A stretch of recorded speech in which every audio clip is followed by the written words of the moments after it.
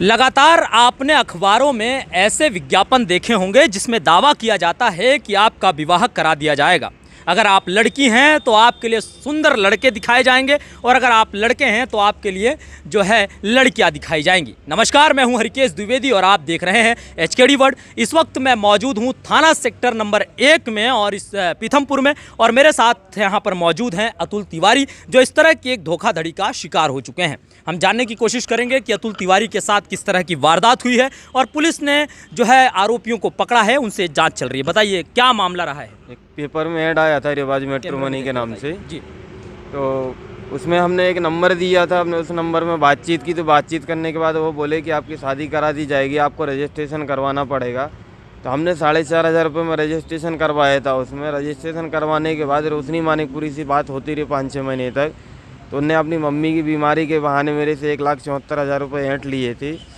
इसके बाद मैंने थाने पे आवेदन किया। आवेदन करने के बाद मैंने सर को बोला कि आप एक जांच कीजिए लोकेश भदौरिया जी को। तो वो बोले ठीक है, इसमें जांच कराएंगे। जांच कराने के बाद फिर हम बिलासपुर पहुंचे। तो बिलासपुर छत्तीसगढ़ से उनको 1-2-3 दिन हो गए हैं, तभी पकड़ा और जांच करते हुए उनको यहाँ लेके आए हैं पीथमपुर में। ये जो आपने इश्तिहार देखा है, जो अखबार में आपने विज्ञापन देखा है, ये किस दिनांक तक या किस महीने तक आपने देखा और कौन से अखबार का विज्ञापन था? ये दैनिक भास्कर का विज्ञापन था और 6 जून का विज्ञापन था ये। जी हाँ, 6 जून को आपने 6 जून 2022 को आपने ये विज्ञापन, नहीं 6 जून 2021 का विज्ञापन। 6 जून 2021 को इन्होंने विज्ञापन देखा और विज्ञापन पे दिए गए नंबर पर फ़ोन लगाया। क्या नाम था कंपनी का? रिवाज मेट्रो मनी। रिवाज मेट्रो मनी कंपनी का नाम था, जिस कंपनी ने जो है इन्हें इस तरह का एक आकर्षण दिया एक विज्ञापन के माध्यम से कि अगर आप अविवाहित हैं तो आप इस पे फ़ोन कीजिए, आपका विवाह कराया जाएगा। क्या उम्र रही है आपकी अभी इस वक्त? 32 साल। 32 साल के युवा हैं। अमूमन ऐसा होता है कि अगर आपकी उम्र 25 साल 28 साल से ऊपर हो जाती है तो आपके अंदर भी एक जो है पारिवारिक ताने और तमाम चीज़ें होती हैं। आपको लगता है कि आपका विवाह कैसे भी होना चाहिए और इसमें जायज़ सी बात है कि अगर कोई विज्ञापन आ जाए तो आप उस पर फ़ोन लगाने से नहीं हिचकते हैं। बातचीत की शुरुआत कैसे हुई, लड़की का नाम क्या था और किस तरह से आप धीरे धीरे उसके संपर्क में और आते गए और इतना विश्वास हो गया कि आपने उसे पैसे डाल दिए? लड़की का नाम था रोशनी मानिकपुरी जी।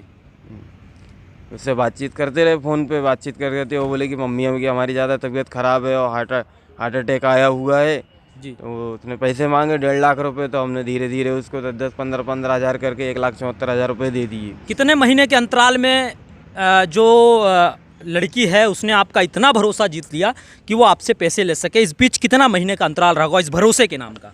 3 महीने का अंतराल है। 3 महीने में आप के लिए वह इतनी विश्वास पात्र हो गई कि आपने उसे पैसे ट्रांसफ़र करना शुरू कर दिए थे? मैंने एक इंसानियत के नाते पैसे दिए हैं खाली। कभी उसे देखा नहीं था? नहीं देखा, सिर्फ हमेशा फ़ोन पर आपकी बातचीत रही? फ़ोन पे बात होती थी हमारी। कब आपको यह लगा कि आपका पैसा अब रिटर्न नहीं आएगा या आपका विवाह उससे नहीं हो पाएगा? जब मैं उरई गया तो उसने बताया था रोशनी मानिकपुरी ने कि हम प्रियंका निरंजन DM के यहाँ जॉब करते हैं। जी।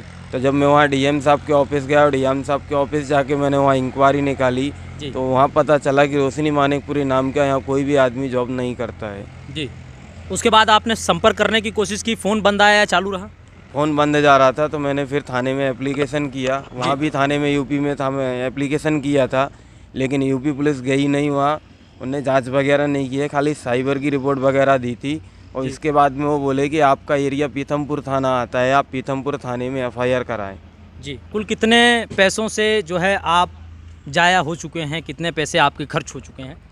4 लाख रुपए के ऊपर खर्च हो गया है मेरा पूरा। जी। आपने FIR में 1,73,000 का जिक्र किया है? नहीं, जो स्टेटमेंट में मतलब हमने जो दिया है उनको वो 1,74,000 रुपये है जी। और बाकी का जो खर्चा हुआ तो मैं 2-3 बार बिलासपुर गया, इनकी इंक्वायरी वगैरह निकाली, फिर वो इंक्वायरी ला के हमने थाने पे दी है। तो आने जाने में गाड़ी से भी और इसका ये सब टोटल खर्चा मिला के 4,20,000 रुपये हो रहा है। जी। अतुल तिवारी कितना पढ़े हैं आप? 8वीं तक पढ़ा हूँ। 8वीं तक पढ़े हैं। और लड़की ने अपनी क्या क्वालिफ़िकेशन बताई थी? BSc बताई थी। जी।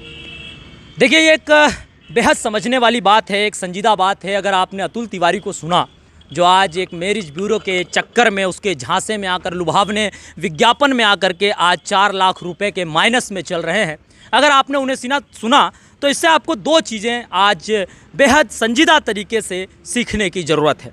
पहला ये कि उन बड़े अखबारों को, उन बड़े नामी अखबारों को किसी भी तरह के विज्ञापन लगाने से पहले उसकी जांच परख कर लेनी चाहिए, क्योंकि बड़े अखबारों की विश्वसनीयता के आधार पर अगर व्यक्ति फ़ोन लगा देता है और फिर लुट जाता है तो उसमें एक आरोपी वह विज्ञापन कंपनी, वह एड एजेंसी और वह अखबार भी होता है।